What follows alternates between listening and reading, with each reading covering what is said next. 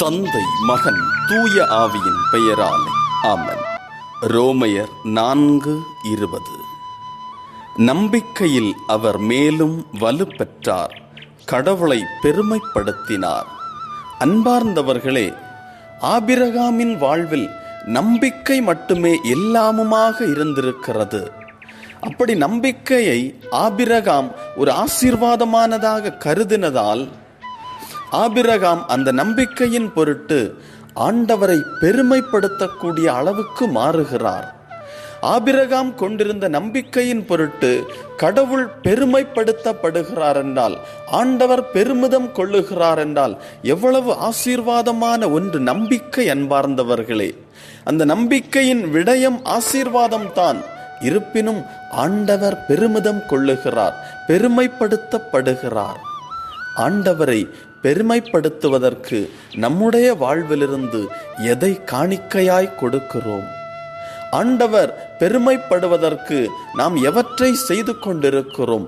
நம்முடைய வாழ்வில் ஏதாவது ஒரு சிறு செயல், ஏதாவது ஒரு சிறு நன்மைத்தனம் ஆண்டவரை பெருமைப்படுத்துகின்ற நிலையில் இருக்குமென்றால், அந்த நிலையின் வழியாக ஆண்டவர் நம்முடைய வாழ்வை உருமாற்ற, ஆசீர்வதிக்க ஆவல் கொள்ளுகிறார்.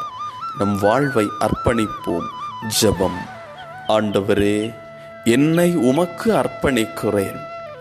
ஆபிரகாம் ஆண்டவரை பெருமைப்படுத்தினார். நான் என்னுடைய வாழ்வில் உம்மை பெருமைப்படுத்த இயன்றவற்றை செய்து என்னுடைய வாழ்வையே உமக்கு அர்ப்பணிக்க நான் விரும்புகிறேன்.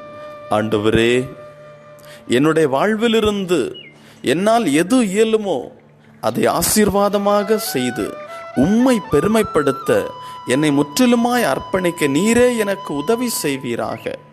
அப்படி ஆசீர்வாதமான ஒன்றை நான் செய்கின்ற பொழுது என்னுடைய வாழ்வு தொடர்ந்து உம்மால் ஆசீர்வதிக்கப்பட்டிருக்கும் என்று நம்புகிறேன்.